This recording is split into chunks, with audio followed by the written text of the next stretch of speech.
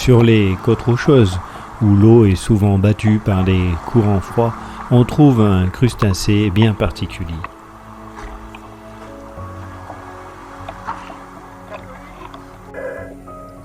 Il se développe dans des milieux où l'hydrodynamisme des vagues est important. Les colonies, parfois très denses en nombre d'individus, occupent une bande de largeur comprise entre 2 mètres et 10 mètres selon que la paroi est verticale ou en pente douce. Les animaux se fixent sur tous les espaces disponibles, dont les interstices des failles et des fissures. Cet individu, c'est le pousse-pied. Cette espèce comestible atteint des valeurs marchandes avec des prix considérables. Vivant la plupart du temps dans des endroits très difficiles d'accès et soumis au ressac violent des vagues, les pêcheurs prennent des risques inconsidérés pour les récolter.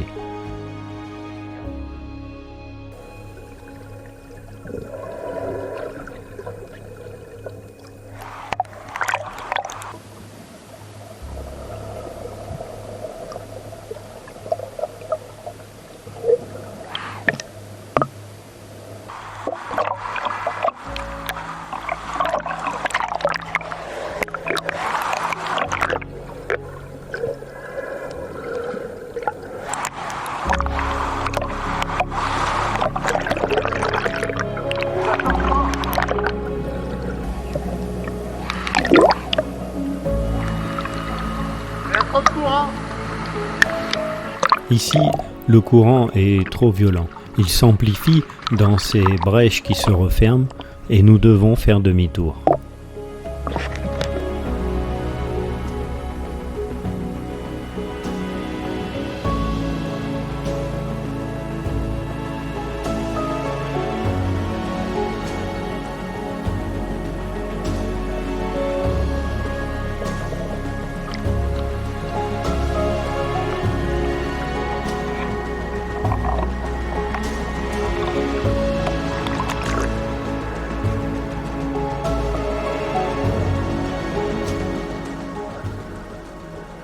Ces animaux filtreurs capturent les particules alimentaires et les ramènent vers les pièces buccales assez caractéristiques. Sexué, cet animal est hermaphrodite et l'âge moyen pour la reproduction est de 5 ans. Sa pêche est réglementée depuis quelques années compte tenu de sa faible productivité liée à une croissance lente et une implantation réduite dans un biotope très particulier.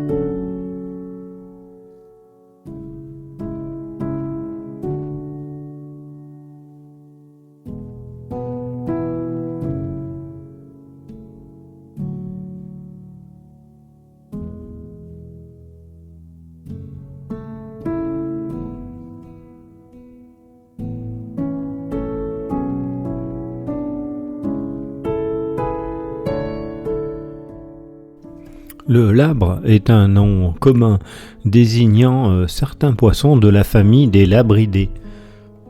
Ils abordent ainsi plusieurs robes de couleurs différentes. Ces animaux peu craintifs sont souvent les victimes des chasseurs sous-marins.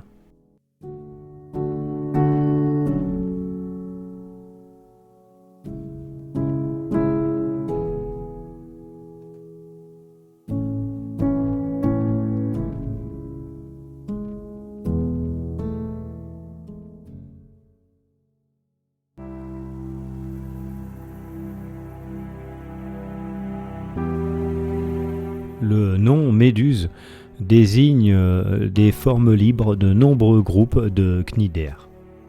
Ces animaux sont dépourvus de squelette, de cerveau et de poumons, mais en réalité leur structure est très complexe. Ils peuvent posséder des organes sensoriels très élaborés. Les méduses sont apparues sur la Terre il y a environ 650 millions d'années. Certaines méduses sont très urticantes.